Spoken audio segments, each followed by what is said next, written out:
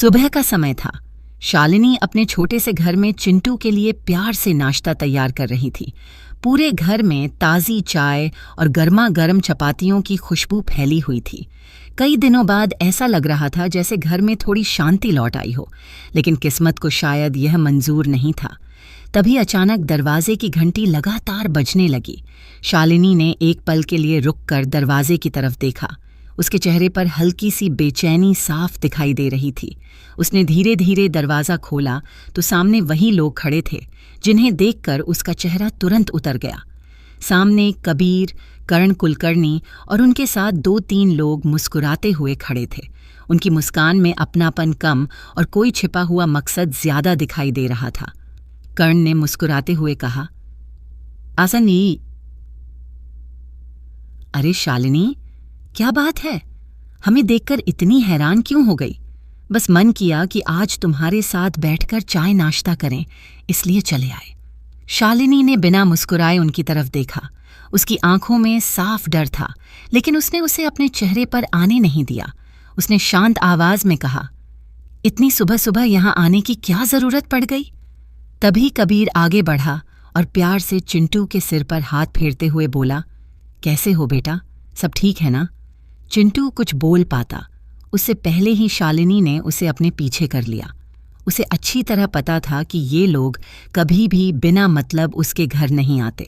कर्ण ने चारों तरफ नजर घुमाई और मुस्कुराकर बोला, लगता है हम लोगों से बहुत डरती हो तुम। आखिर ऐसी कौन सी बात है? शालिनी अब खुद को रोक नहीं पाई। उसने गहरी सांस लेते हुए कहा, घर में अगर सांप भी घुस जाए तो शायद उतना डर नहीं लगेगा जितना आप लोगों के आने से लगता है, क्योंकि सांप सिर्फ एक बार डसता है, लेकिन आप लोग हर बार किसी नई चाल के साथ आते हैं। इतना सुनते ही वहां कुछ पल के लिए सन्नाटा छा गया। करण की मुस्कान धीरे धीरे गायब होने लगी, लेकिन उसने अपने गुस्से को दबाते हुए कहा, लगता है आजकल जुबान बहुत तेज हो गई है तुम्हारी। तुम सिर्फ मेरी नहीं, मेरे पिता की भी बेइज्जती कर रही हो। शालिनी ने बिना डरे जवाब दिया, इज्जत कमाई जाती है, जबरदस्ती नहीं ली जाती। यह सुनते ही कबीर ने तुरंत बात संभालने की कोशिश की, अरे रहने भी दो, हम तो सिर्फ चाय पीने आए हैं। आखिर तुम्हारी बहन है, हम रिश्तेदार हैं, क्या इतना हक भी नहीं है हमारा?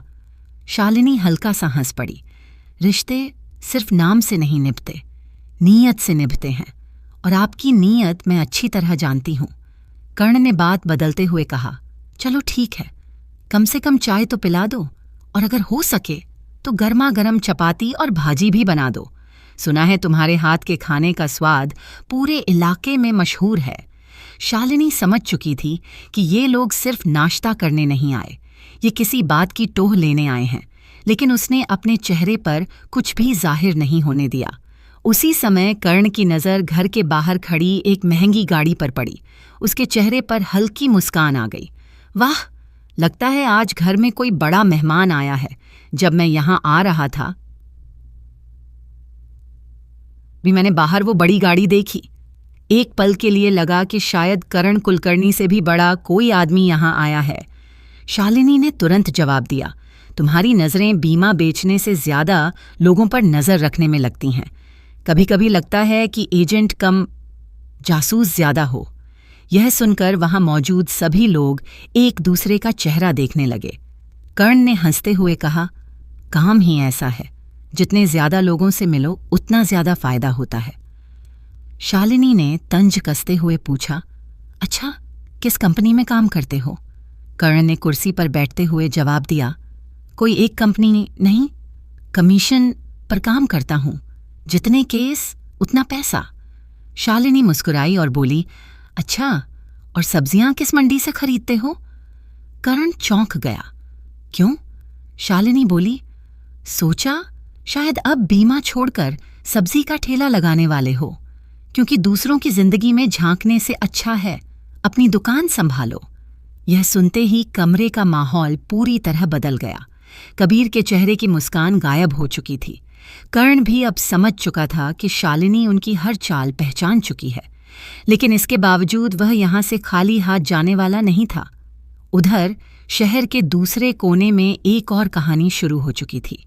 एक दुल्हन जिसने अभी तक अपने शादी के कपड़े भी नहीं बदले थे, हाथ में बंदूक लिए शीशे के सामने खड़ी थी। उसकी आंखों में आंसू नहीं थे, सिर्फ आग थी। वही शीतल जिसकी जिंदगी कुछ घंटे पहले तक खुशियों से भरी थी, अब बदले की ज्वाला में जल रही थी। उसके मन में सिर्फ एक नाम गूंज रहा था, परशुराम। उसने दर्पण में खुद को देखा और दांत भींचते हुए धीरे से कहा, तुमने मेरा भरोसा तोड़ा है, अब मैं तुम्हारी पूरी दुनिया उजाड़ दूंगी, चाहे मुझे इसके लिए पूरी मुंबई से लड़ना पड़े या मौत से ही क्यों न भिड़ना पड़े। इतना कहकर उसने मोबाइल उठाया और एक ऐसा फ़ोन मिलाया जो आने वाले हर इंसान की किस्मत बदलने वाला था। बाही